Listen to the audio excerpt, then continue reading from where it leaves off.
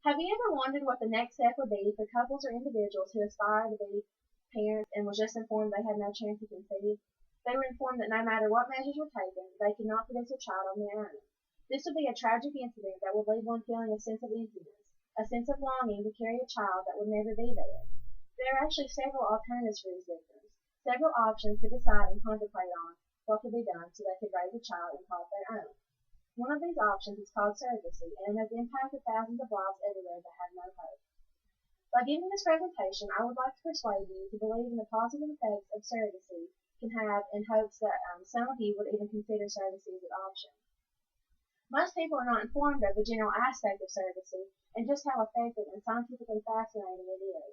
Some of you are probably asking yourself, what exactly is surrogacy? The word isn't really acknowledged a lot medically speaking. By definition of dictionary.com, Surrogate Mothers of 2002, a surrogate mother is a woman who agrees to bear a child for another woman, either through artificial insemination by the other woman's husband or partner, or by carrying until birth the other woman's surgically implanted fertilized egg. A simple breakdown of this definition will explain that a surrogate mother is basically a carrier for the couple or individual that wants to bear a child.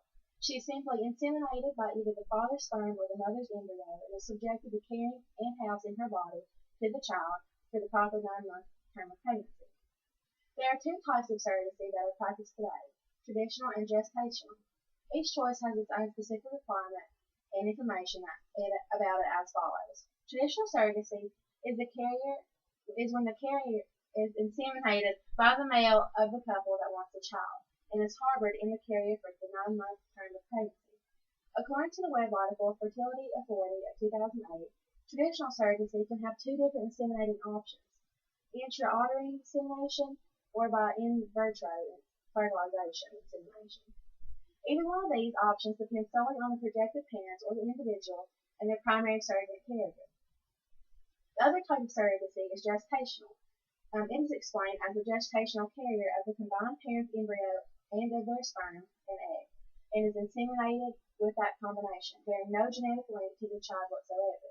Having explained the two choices of surrogacy, gestational is usually the route that most couples or individuals take. In some cases, traditional surrogacy leads to the carrier having the choice of part custody of the child.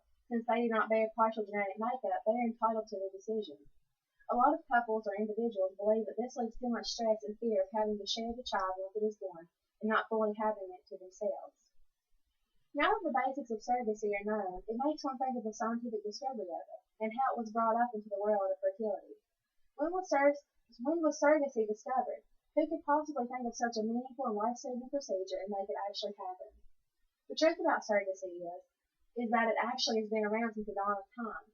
Women everywhere have always experienced infertility as a problem, and back before the 1970s, it was not spoken of if the need for a surrogate mother was to happen.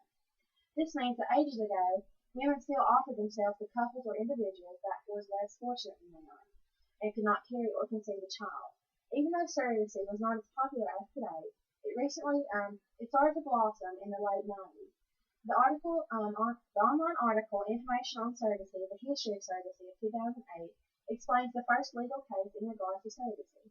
In 1976, lawyer Noel King brokered the first legal agreement between a set of intended parents and a traditional surrogate mother. The surrogate mother did not receive compensation for this. King went on to create the Infertility Center, arranging hundreds of surrogate pregnancies per year. He was also involved in several high-profile cases and lawsuits over some of the arrangements made. This court case brought on the public about the issue of surrogacy and opened up many doors to other unfortunate people in hopes to have a family. Without this influential court case, surrogacy would still be widely questioned and is not as structured as it is today. This case set the barrier and requirements of surrogacy and encouraged other people to take part in it as well. After these influential court cases, families everywhere were granted with a new sense of pride and hope that their dreams actually could happen. Granted a healthy and strong pregnancy and delivery, and having a strong delivery has many positive outcomes. What are the outcomes of a healthy and strong pregnancy, you may ask? Is during the pregnancy of the surrogate mother, progress and clinical information is passed along from the carrier to the aspiring parent. This requirement guarantees a healthy and prolonged pregnancy and informs the projected parent or parents on how the baby's progress is thus far. This step ensures that the delivery will bring a healthy and wholesome baby that is perfect and unharmed from possible complications. Having a healthy pregnancy is beneficial to both the carrier and the parents in their own ways. For the parent or parents, they get what they have always wanted, their own child. They get to receive something that has once told impossible for them to have. The carrier in return gets a sense of pleasure knowing that she provided that couple or individual with their own child, a life that was not going to happen in the first place. The carrier is also awarded with a payment that ranges from $25,000 to $50,000. According to the online article Growing Generation of 2012, this financial benefit is very influential when most questioning surrogates are making their decisions. Even though they are awarded with multiple emotional praises, this also offers a lot of compensation as well. Like I previously stated above, the outcomes of being a surrogate are very special and important. Again, the online article Growing Generations, created by the company, provides assorted comments from different surrogate carriers all over the world. For example, a surrogate carrier from California noted that, seeing that my intended father with his kids and knowing how happy he is and how happy they all are, it is a joy that I will last my whole life. When I'm on my deathbed, I know that I can say that I did something good in this world. This statement really makes one consider the possibility of changing someone's life for the better and opening that door that always seemed closed and locked for them.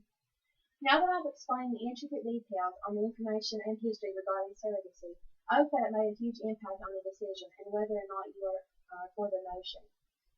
What is your opinion on surrogacy? Does it make you want to change the lives of thousands, possibly millions of unfortunate others who cannot bring another part of them into this world?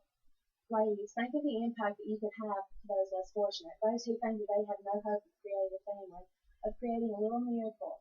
Think of the possibilities that would open up for not only them, but for you as well. Men, think of what your wives could do for other families besides your own.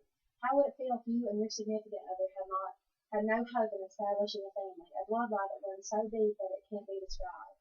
Open up your hearts and minds to the scientifically amazing study known as surrogacy and try to make it